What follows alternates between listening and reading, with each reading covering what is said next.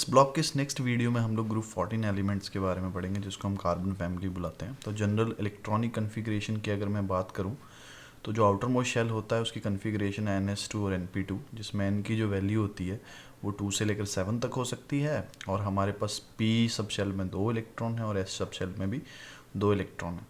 तो हमारे पास जो मेंबर हैं इसमें वो है कार्बन, सिलिकॉन, जर्मेनियम, टिन और लेड। और जैसा कि हम देख रहे हैं यहाँ पे भी 5F 6D 4F 5D ऐसे से सब शेल हैं जो अंदर भरे हुए हैं, तो उनका स्क्रीनिंग इफेक्ट पुअर होगा, तो इनमें भी इनर्ट पेयर इफेक्ट का रोल जो होगा हमें बार बार देखने को मिलेगा। जो सेकंड प्रॉपर्टी है हमारे पास, इनके बारे में हम पढ़ते हैं, वो एटॉमिक रेडियाई। तो जो ग्रुप 14 एलिमेंट हैं वो ग्रुप 13 के कंपैरेटिवली स्मॉलर हैं, क्योंकि अलॉन्ग द पीरियड वो बाद में आ रहे हैं और अलॉन्ग द पीरियड साइज जो होता है वो डिक्रीज़ करता है, क्योंकि जैसे जैसे हम पीरियड में मूव करते हैं जो न्यूक्लियर चार्ज है वो इंक्रीज़ करता है, और न्यूक्लियर चार्ज जो है वो इन्वर्सली प्रोपोर्शनल है किसके, हमारे एटॉमिक रेडियाई के। अगर मैं डाउन द ग्रुप बात करूँ तो एटॉमिक रेडियाई जो है वो इंक्रीज़ करता है, क्योंकि down the group number of shells जो हैं वो क्या कर रहे हैं, वो इंक्रीज़ कर रहे हैं। जो नेक्स्ट है हमारे पास प्रॉपर्टी वो है आयनाइजेशन एंथैल्पी। अगर मैं आयनाइजेशन एंथैल्पी की बात करूँ ग्रुप 14 के एलिमेंट्स की, तो जो फर्स्ट आयनाइजेशन एंथैल्पी होती है ग्रुप 14 एलिमेंट्स की वो हाईयर होती है ग्रुप 13 एलिमेंट के।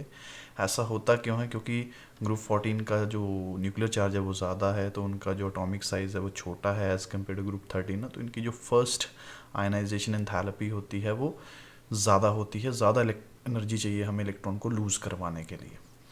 जो फर्स्ट आयनाइजेशन एंथैल्पी का ट्रेंड है वो कुछ इस हिसाब से है कि कार्बन की सबसे ज़्यादा, फिर सिलिकॉन, फिर जर्मेनियम, फिर टिन, लेकिन लेड की जो है वो टिन से ज़्यादा है। तो यहाँ से तो थोड़ा सा ना एक्सेप्शन क्रिएट हो रही है।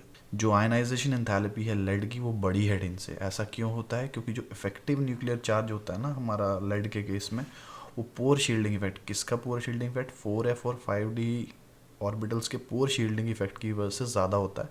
इसी वजह से जो लेड है वो अपना इलेक्ट्रॉन जो होता है वो इजीली लूज़ नहीं करता, और उसकी जो फर्स्ट आयनाइजेशन एंथैल्पी होती है वो 10 से ज़्यादा होती है।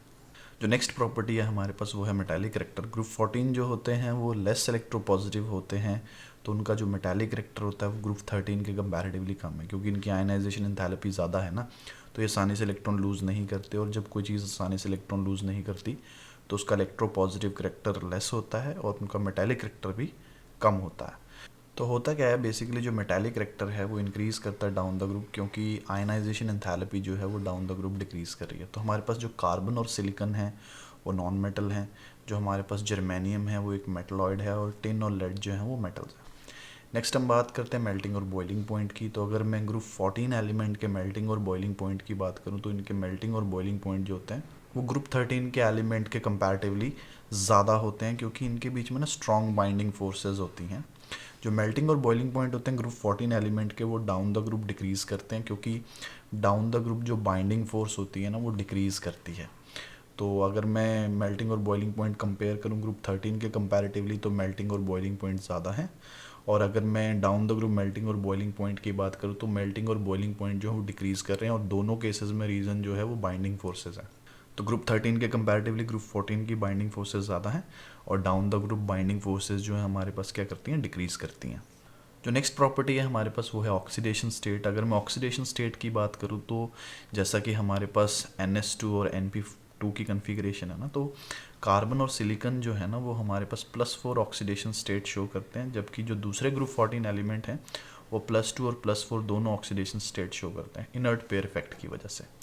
तो जो NS2 वाले इलेक्ट्रॉन हैं वो आसानी से लूज़ नहीं हो पाएंगे कार्बन और सिलिकॉन को छोड़ के, क्योंकि जो इफेक्टिव न्यूक्लियर चार्ज होता है वो ज़्यादा होता है पोर शील्डिंग इफेक्ट की वजह से, जिस वजह से जो डाउन द ग्रुप हमारे पास +2 ऑक्सीडेशन स्टेट की जो स्टेबिलिटी है वो इंक्रीज़ करती है। तो हमारे पास +4 ऑक्सीडेशन स्टेट की स्टेबिलिटी डिक्रीज़ कर रही है और +2 ऑक्सीडेशन स्टेट की स्टेबिलिटी इंक्रीज़ कर रही है, just because of inert pair effect. जो नेक्स्ट प्रॉपर्टी है हमारे पास वो one of the most important प्रॉपर्टियों में हमारे पास काउंट होती है कि पी पाई और पी पाई बैक बॉन्डिंग। तो होता क्या है कि हमारे पास जो साइज़ है ग्रुप 14 के एलिमेंट का वो छोटा है, ठीक है, और उनमें सबसे छोटा कौन है, कार्बन। तो कार्बन का साइज़ छोटा और उसकी इलेक्ट्रोनेगेटिविटी ज़्यादा होने के कारण कार्बन के अंदर टेंडेंसी होती है पी पाई बॉन्डिंग बनाने की, खुद के साथ और दूसरे छोटे एटम के साथ। जैसे कार्बन के साथ पी पाई बैक बॉन्डिंग बनाता है, कार्बन ऑक्सीजन और नाइट्रोजन के साथ पी पाई बैक बॉन्डिंग बना सकता है। अब जो दूसरे हमारे पास मेटल हैं, इसमें जो दूसरे एलिमेंट हैं हमारे पास, उनका जो साइज़ है वो ज़्यादा है और उनकी जो इलेक्ट्रोनेगेटिविटी है वो लेस है। तो इसी वजह से वो पी पाई बैक बॉन्डिंग नहीं करते, बट उनके पास ना वेकेंट डी ऑर्बिटल होते हैं। वेकेंट डी ऑर्बिटल प्रेजेंट होने की वजह से वो पी पाई डी पाई बैक बॉन्डिंग कर सकते हैं। तो हमारे पास जो कार्बन है, कार्बन खुद के साथ और दूसरे छोटे एलिमेंट जैसे नाइट्रोजन और ऑक्सीजन है उसके साथ पी पाई बैक बॉन्डिंग कर सकता है, और जो बाकी दूसरे सारे के सारे एलिमेंट हैं वो पी पाई बैक बॉन्डिंग नहीं करते क्योंकि उनका साइज़ बड़ा है और इलेक्ट्रोनेगेटिविटी कम है। बट उनके पास वेकेंट डी ऑर्बिटल हैं, इस वजह से वो क्या बना रहे हैं, पी पाई डी पाई बॉन्डिंग शो करते हैं।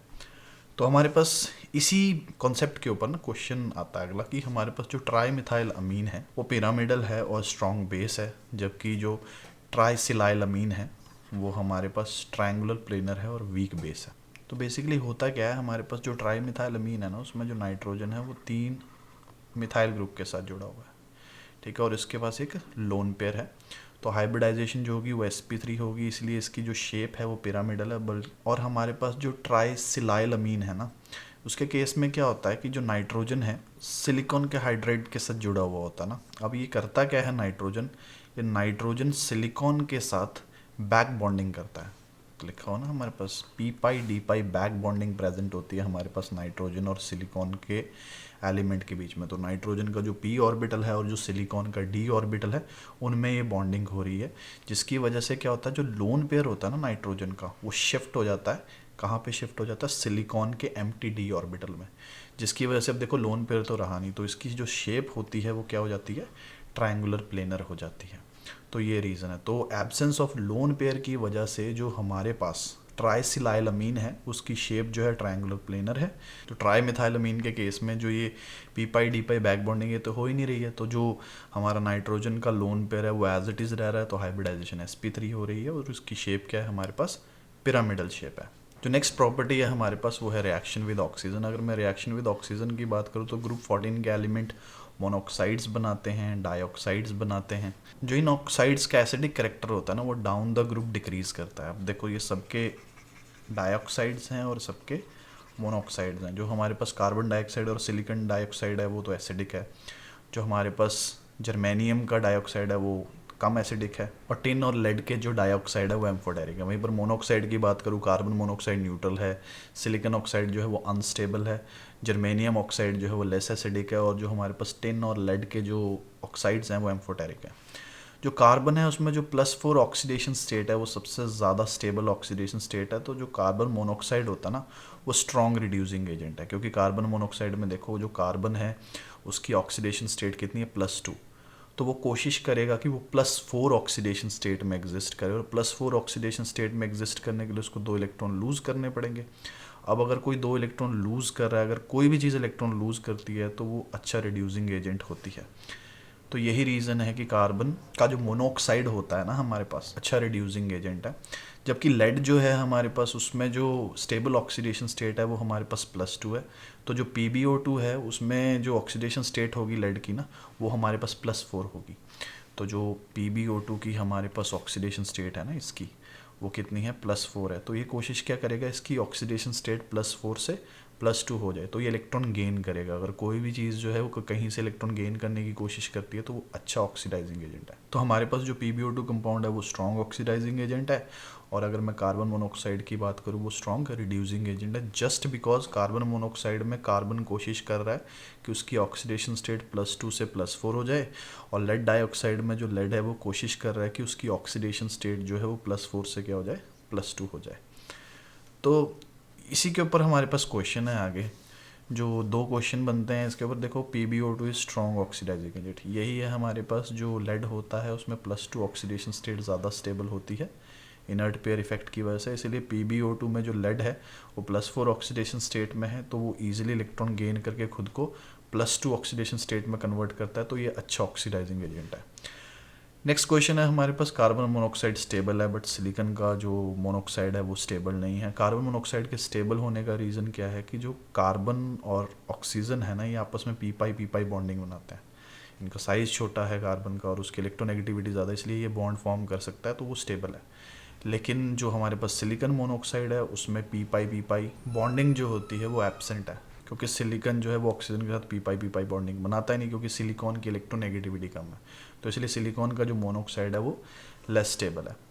नेक्स्ट हम बात करते हैं रिएक्शन विद हैलोजन के साथ। तो जो ग्रुप 14 के एलिमेंट हैं वो हैलोजन्स के साथ रिएक्ट करके ना, क्योंकि उनकी +4 ऑक्सीडेशन स्टेट है, तो वो हमारे पास टेट्राहेलाइड्स बनाते हैं जिनका जनरल फार्मूला EX4 है। जो स्टेबिलिटी होती है टेट्राहेलाइड की वो डाउन द ग्रुप डिक्रीज करती है, क्योंकि डाउन द ग्रुप जो स्टेबिलिटी है +4 ऑक्सीडेशन स्टेट की ना वो डिक्रीज करती है।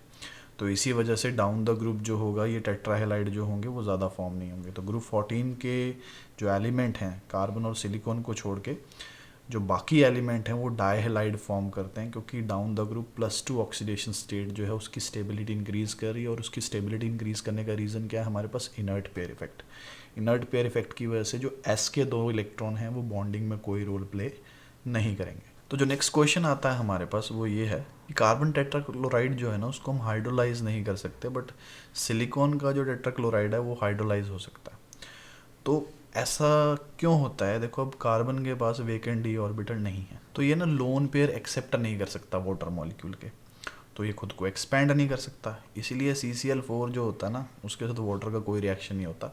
लेकिन सिलिकॉन जो है ना वो लोन पेयर एक्सेप्ट करता है वाटर के साथ, वाटर के जो लोन पेयर हैं उनको एक्सेप्ट करता है, क्योंकि उसके पास क्या होते हैं, वेकेंट डी ऑर्बिटल होते हैं। उसके वैलेंस शेल के अंदर खाली डी ऑर्बिटल होंगे, उन खाली डी ऑर्बिटल में वो लोन पेयर गेन कर लेगा। इसी वजह से वो वाटर के साथ हाइड्रोलाइज होके हमारे पास सिलिसिक एसिड बना रहा है। जो नेक्स्ट प्रॉपर्टी है हमारे पास वो है कैटिनेशन। कैटिनेशन हम 10th क्लास में पढ़ चुके हैं। ये प्रॉपर्टी है जब कार्बन जो है वो सेल्फ लिंक करता है खुद को दूसरे कार्बन के साथ। तो ऐसे ग्रुप 14 वालों की ये जो सेल्फ लिंकिंग की जो प्रॉपर्टी है ना उसको हम लोग क्या बोलते हैं, कैटिनेशन बोलते हैं। इसमें वो ढेर सारी स्ट्रेट चेन और साइक्लिक रिंग्स भी बनाते हैं। ठीक है, जो प्रॉपर्टी है कैटिनेशन की वो डिपेंड करती है कि जो एलिमेंट का खुद के साथ बॉन्ड है वो कितना स्ट्रांग है। अब क्योंकि कार्बन का जो साइज़ है वो छोटा है और इलेक्ट्रोनेगेटिविटी ज़्यादा है, तो जो कार्बन कार्बन बॉन्ड होता है ना वो बहुत ज़्यादा स्ट्रांग होता है। ऑलमोस्ट 348 किलो जूल पर मोल की जो है वो एनर्जी होती है इसकी। तो कार्बन की जो कैटनेशन पावर होती है वो हाईएस्ट होती है। लेकिन जैसे जैसे हम कार्बन से लेड की तरफ को जाएंगे ना, एटॉमिक साइज इंक्रीज़ करता है, जिसकी वजह से जो ये एलिमेंट का खुद के साथ जो बॉन्ड बनाने की टेंडेंसी है ना उसकी स्ट्रेंथ जो होती है वो डिक्रीज़ करती है। इसलिए डाउन द ग्रुप कैटनेशन की जो पावर है ना वो भी डिक्रीज़ करती है। तो जो ट्रेंड है वो कुछ इस हिसाब से है, कार्बन के अंदर कैटनेशन पावर सबसे ज़्यादा होगी और जैसे जैसे हम डाउन द ग्रुप जाएंगे कैटनेशन पावर जो हुई वो डिक्रीज़ करती रहेगी और लेड की सबसे मिनिमम होगी कैटनेशन पावर। अब जब हम कैटनेशन की बात करें, सेल्फ लिंकिंग की बात करें, तो कार्बन के ना एलोट्रॉप्स को स्टडी करना जो होता है ना वो इम्पॉर्टेंट बन जाता है। तो एलोट्रॉप्स कार्बन के कौन से हैं? तो सबसे पहली बात कि एलोट्रॉप्स होते क्या हैं। जब कोई एक एलिमेंट 2 या 2 से ज़्यादा फॉर्म में एग्जिस्ट करता है, मतलब उसका केमिकल कंपोजिशन सेम है बट उसका स्ट्रक्चर डिफरेंट है, उसमें जो एटम्स की अरेंजमेंट है वो डिफरेंट है, तो हम उनको क्या बोलते हैं, एलोट्रॉप्स बोलते हैं उसके इन सारी फॉर्म्स को। तो कार्बन के 3 एलोट्रॉप्स हैं हमारे पास, डायमंड है, ग्रेफाइट है और फुलरीन्स हैं हमारे पास। तो डायमंड, ग्रेफाइट और फुलरीन में बस स्ट्रक्चर का फ़र्क है, सारे बने कार्बन से ही हुए हैं। तो डायमंड का 3 डायमेंशनल नेटवर्क स्ट्रक्चर होता है, हार्डेस्ट सब्सटेंस है। जो डायमंड होता है उसमें हर कार्बन जो होता है वो sp3 हाइब्रिडाइज्ड होता है, यानी कि अपने आसपास के 4 कार्बन के साथ जुड़ा होगा। और जो कार्बन कार्बन बॉन्ड की जो लेंथ होती है 1.54 एंगस्ट्रॉम के करीब होती है। बैड कंडक्टर है ये, ठीक है, इसका मेल्टिंग और बॉइलिंग पॉइंट बहुत ज़्यादा होता है। वहीं पर मैं ग्रेफाइट की बात करूँ तो इसका ना 2 डायमेंशनल स्ट्रक्चर होता है। इसके अंदर क्या होता है, शीट लाइक अरेंजमेंट होती है।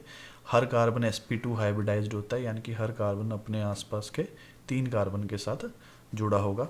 और जो कार्बन कार्बन बॉन्ड होता है उसकी लेंथ होती है 1.41 एंगस्ट्रॉम। जो डिस्टेंस होता है 2 लेयर के बीच का, ये एक लेयर है हेक्सागोनल और दूसरी लेयर है हेक्सागोनल, तो इनके बीच का जो डिस्टेंस होता है वो 3.4 एंगस्ट्रॉम के करीब होता है। और ये जो लेयर्स होती हैं ग्रेफाइट की, ये जो लेयर्स होती हैं उनके बीच में ना वीक कोहेशन फोर्सेस होती हैं। अब ग्रेफाइट जो है लेयर फॉर्म में, इसलिए वो सॉफ्ट होता है, अच्छा कंडक्टर है इलेक्ट्रिसिटी का, ठीक है, क्योंकि इसके अंदर फ्री इलेक्ट्रॉन होते हैं उन लेयर्स के बीच में। दूसरी बात, स्लिपरी होने के कारण इसको हम लुब्रिकेटिंग एजेंट की तरह भी यूज़ करते हैं।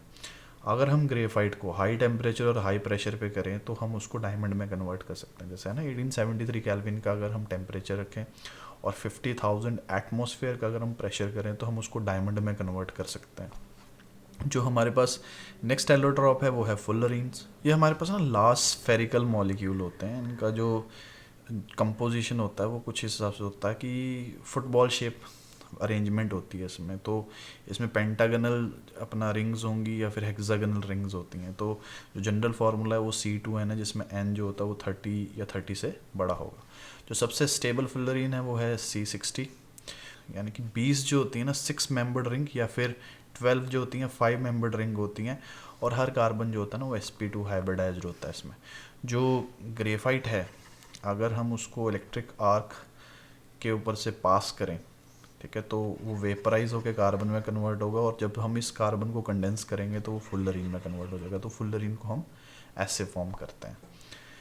तो नेक्स्ट है हमारे पास क्वेश्चन है कुछ है कि ग्रेफाइट जो है वो अच्छा कंडक्टर है, जबकि डायमंड जो है वो अच्छा कंडक्टर नहीं है। जो ग्रेफाइट है उसमें sp2 हाइब्रिडाइजेशन होती है, सो हर कार्बन के पास एक फ्री इलेक्ट्रॉन होता है, ठीक है, इसी वजह से वो अच्छा कंडक्टर है। लेकिन डायमंड के केस में जो हाइब्रिडाइजेशन होती है वो sp3 हाइब्रिडाइजेशन होती है। sp3 हाइब्रिडाइजेशन की वजह से इसके पास कोई फ्री इलेक्ट्रॉन ही नहीं होता। तो डायमंड जो होता है वो किसकी तरह बिहेव करता है, इंसुलेटर की तरह बिहेव करता है।